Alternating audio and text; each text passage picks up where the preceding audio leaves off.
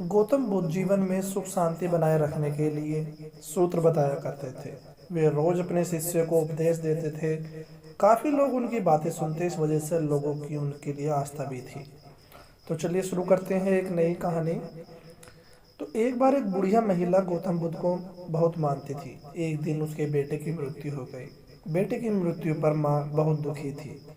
वह तुरंत ही गौतम बुद्ध के पास पहुंची और पूरी बात बताई।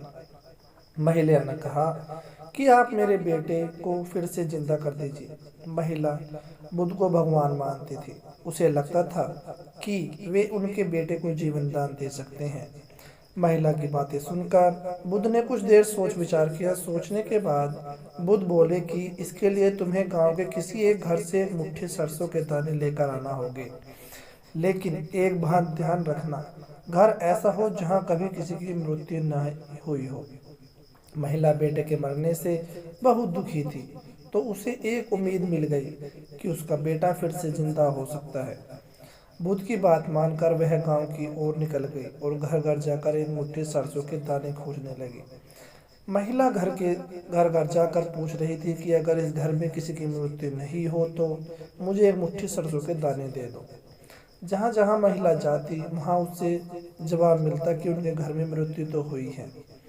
किसी के घर में पिता, किसी के घर में माता, किसी की पत्नी तो किसी के पति और किसी की संतान की मृत्यु हुई है। पूरे गांव के एक एक घर में महिला ने सरसों के दाने मांगे, लेकिन सफलता नहीं मिली। अंत में उसे समझ में आ गया कि बुद्ध ने उन्हें ऐसा करने के लिए क्यों कहा है। महिला समझ चुकी थी कि मृत्यु अटल है और सभी को एक दिन मरना ही है।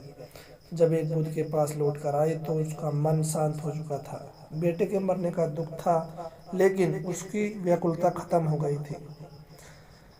इस प्रसंग में बुद्ध ने संदेश दिया है कि हर एक व्यक्ति की मृत्यु तय है, इसलिए किसी के मरने पर बहुत ज्यादा शोक नहीं करना चाहिए। अपनी मृत्यु को लेकर भी मन में डर ना रखें, दुखी होकर वर्तमान खराब ना करें।